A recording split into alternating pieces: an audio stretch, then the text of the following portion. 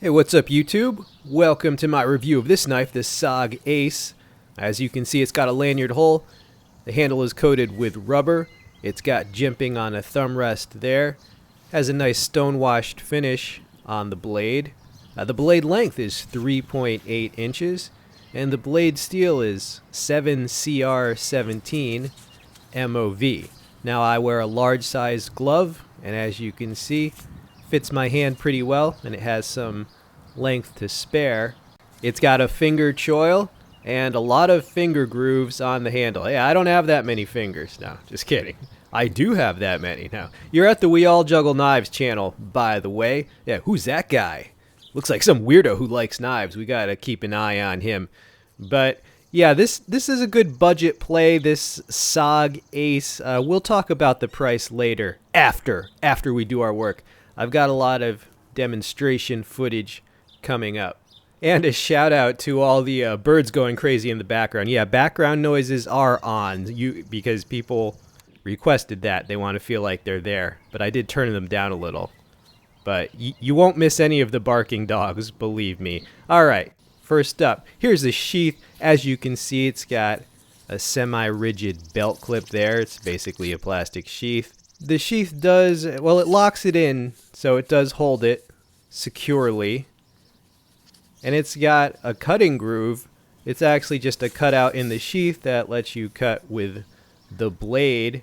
Let's test that out with some paracord. Now, I did sharpen this knife a little, all by myself, so it should have no trouble with paracord. There you go. All right, so that's moderately useful. You can cut some line without taking the knife out of the sheath. But what's next?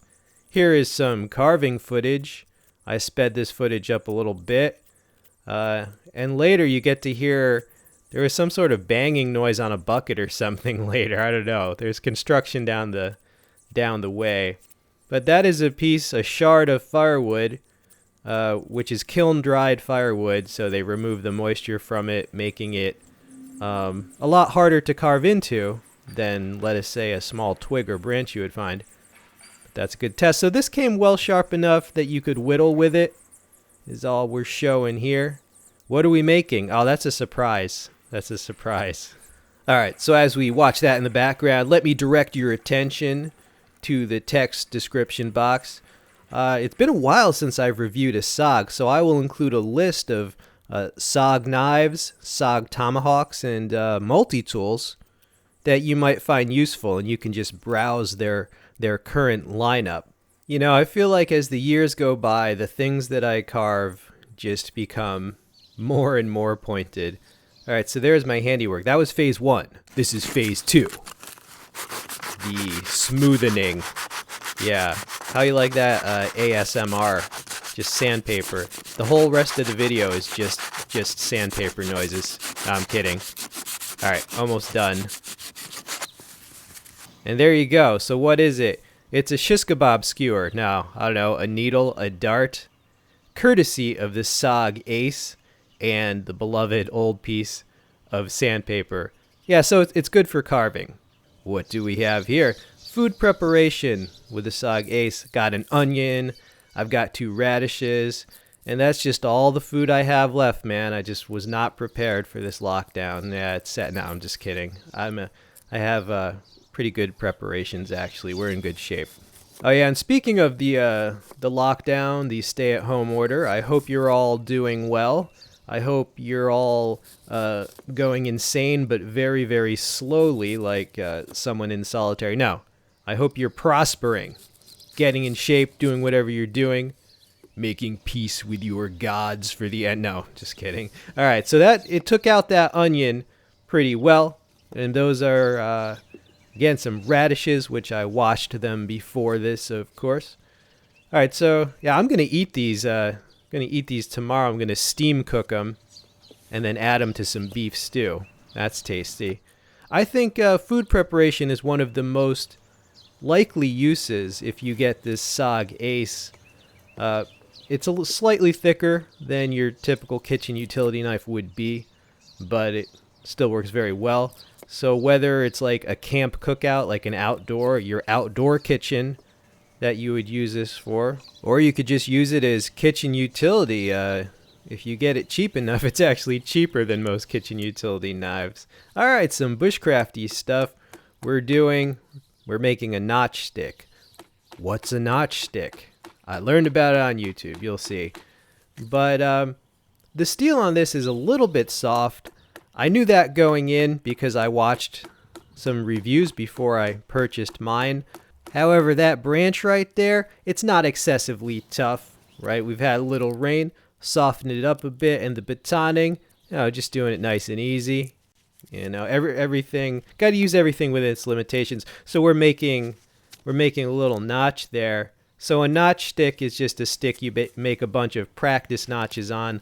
Learned about it from bushcraft instructors on YouTube, and that type of notch where basically one side is at a 90-degree angle and the other is at a different angle. Well, you see what it is, freaking. But that's useful for certain basic traps.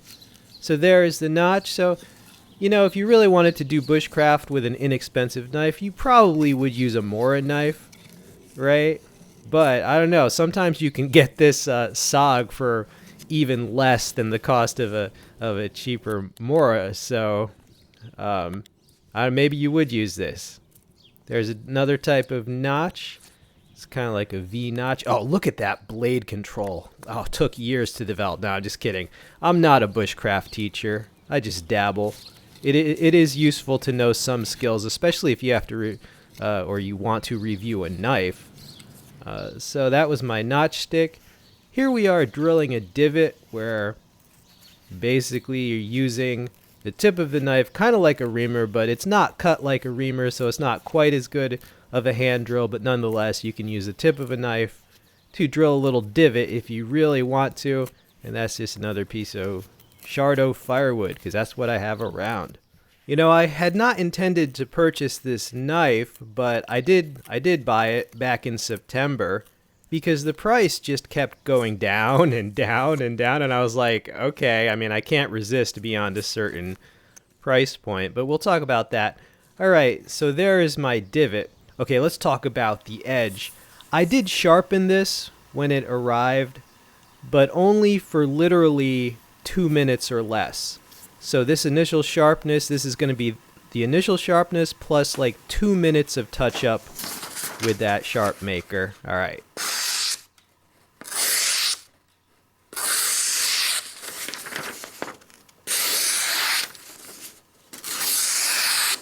Pretty good.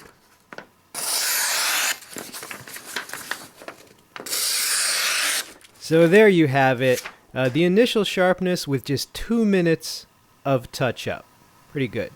And one more task, making shavings. Yes, and again, that is just a piece of old gnarly firewood, a little bit tougher than a branch you would find. Maybe you need to make some shavings, start a fire, whatnot. Maybe you just like to make shavings. Maybe it's just a compulsive desire you have. No, just kidding. But yeah, let's talk about the price on this. So there's two prices you need to know, like the good price online and then the good price in like an actual store. All right. Oh, and that's my fire steel. Now I did try to use the knife as a striker, but it's not really good as a striker because the spine is smooth and slippery. So you would have to modify the spine if you actually want to use the knife as a striker, which you don't have to. But I did want to light the shavings on fire, and I added a whole mess of other shavings that I had already made from other reviews because it's just easier to catch a spark if you have a big pile of shavings. All right, so as you watch the fire and think about how we eventually all die as that fire, let's talk about the price. All right, a good price. The current price online, at least when I last checked, was $30. Way too much. You don't have to pay. Don't pay $30 straight up. Like this thing goes down. A good price online would be $15, maybe $12. This thing is going to go on sale. It's only a matter of time. Maybe next holiday season. But when I bought this, it was half the price that it is now, right? So don't pay too much. A good price online would be 15 or even lower. If you're watching it now and you check the link and it's 15 or lower, that'd be a go. Now, if you go to Walmart, which I try to avoid, but if you go to Walmart, I've heard you can get this for $5 sometimes when it's on sale. Now, I gotta say, that is a great price. If you do see it in some store for like $5, yeah, jump on that deal, right? So, $15 online, maybe $5 offline. Those would be my recommended price points for this. Don't pay more than you have to. But for those prices, it's actually a pretty useful knife for those prices. Yeah, so final thoughts. Very useful knife if you can get it for 15 or less. Oh, shout out to my own foot. Yes, those are Merrill trail runners. I've run a lot of trails. I should get some new ones, but yeah, 15 or less is, I do recommend it, but only for $15 or less. And you keep in mind, the steel can chip and it can roll, so I would say use it mainly as a slicer or for softer woods in woodwork. All right, but yeah, it's a great budget play. It's a good budget knife. And as I said in the text description box, I'll also have all sorts of other budget-friendly goodies for you to peruse at your leisure. Okay, I hope you enjoyed this video. If you enjoy videos like this, which show a lot of uses and demonstrations of the blade, feel free to subscribe, right? And please use the links. They do help support the channel, and I really appreciate that. This has been We All Juggle Knives. I'm out.